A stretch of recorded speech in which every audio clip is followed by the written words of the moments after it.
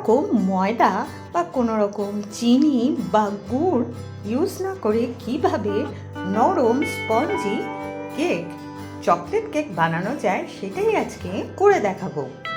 নমস্কার বন্ধুরা, welcome back to my channel. দেখতে দেখতে 25 তারিখ চলেই এসছে। 25শে ডিসেম্বর মানে হচ্ছে বড়দিন, আর বড়দিন মানে হচ্ছে কেকের উৎসব। তাই আজকে চলে এসেছি চকলেট কেকের রেসিপি নিয়ে।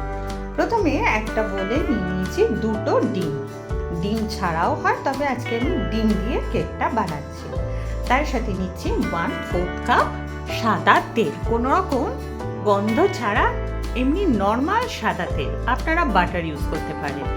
এবার দিলাম 1/2 কাপ মিশ্রি, যেটা আমি ভালো করে গুঁড়ো করে নিয়েছিলাম। সেই মিশ্রিটা আমি মিশিয়ে দিলাম। এবার ভালো করে ফেটিয়ে নিতে হবে, কিন্তু একেবারে ফেটাতে মিশে যাবে, মানে তেল, ডিম আর মিষ্টি একেবারে মিশে যাবে। অবশ্য এটা আপনারা মিষ্টিটা বুঝে দেবেন, মিষ্টি একটু কম মিষ্টি আপনারা চাইলে একটু মিষ্টির পরিমাণ বাড়িয়েও নিতে পারেন। আচ্ছা, এবার দিচ্ছি ড্রাই ইনগ্রেডিয়েন্টস, 1 কাপ চেলে নেওয়া আটা, তার সাথে দিচ্ছি 1/4 কাপ কোকো পাউডার, তার সাথে দিচ্ছি 1/2 টিস্পুন বেকিং পাউডার আর 1/4 টিস্পুন বেকিং সোডা। এবার ড্রাই ইনগ্রেডিয়েন্টসগুলো ভালো করে মিশিয়ে নেব, মিশিয়ে নিয়ে চেলে নেব।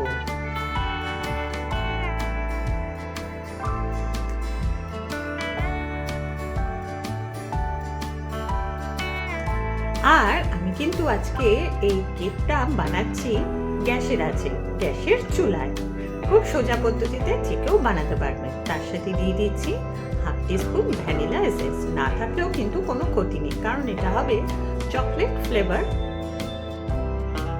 কিন্তু তাও ভ্যানিলা এসেন্সটা দিলাম, তার ভালো লাগে।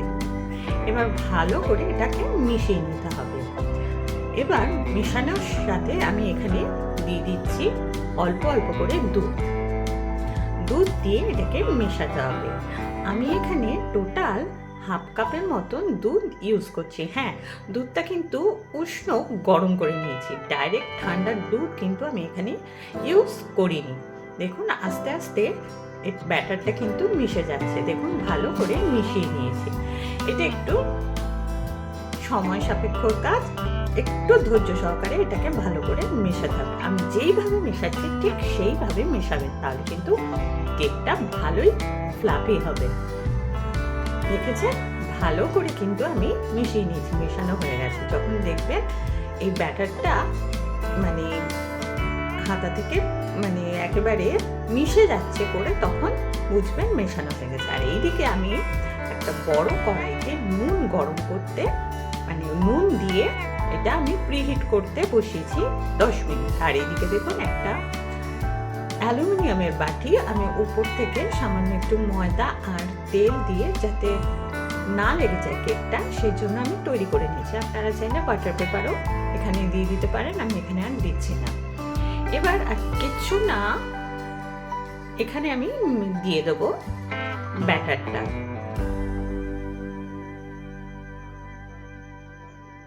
ভালো করে ব্যাটারটা দিয়ে দিলাম কাছিয়ে।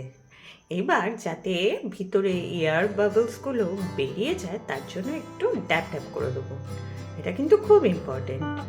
আর আমি আলাদা করে কাজু বাদাম, গোটা কাজু নয় কিন্তু একটু ভাঙা কাজু, যেটা আমি একটু ময়দায় কোট করে রেখেছিলাম, উপর থেকে জাস্ট গার্নিশিং এর জন্য একটু দিয়ে দিচ্ছি, যাতে একটু দেখতে কেকটা ভালো লাগে।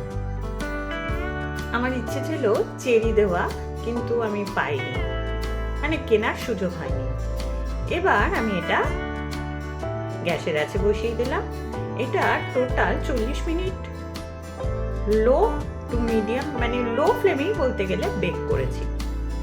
দেখুন আমি দেখাচ্ছি, কেকের একবারে রেডি। আমি একটা মানে একটা ছুরি দিয়ে কেটে দেখালাম, মানে একটু ইয়ে করে একেবারে গায়ে লাগেনি।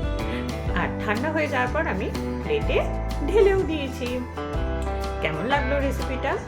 খুব সোজা পদ্ধতিতে বানালাম, অবশ্যই এই ক্রিসমাসে ট্রাই করবেন। ভালো লাগলে একটা একটা লাইক, শেয়ার, কমেন্ট করবেন। সাবস্ক্রাইব করে পাশে থাকা বেল অল নোটিফিকেশনটা আছে, ওটা অবশ্যই প্রেস করে আমার পাশে থাকবেন। যদি ভালো লাগে অবশ্যই একটু সাবস্ক্রাইব করবেন।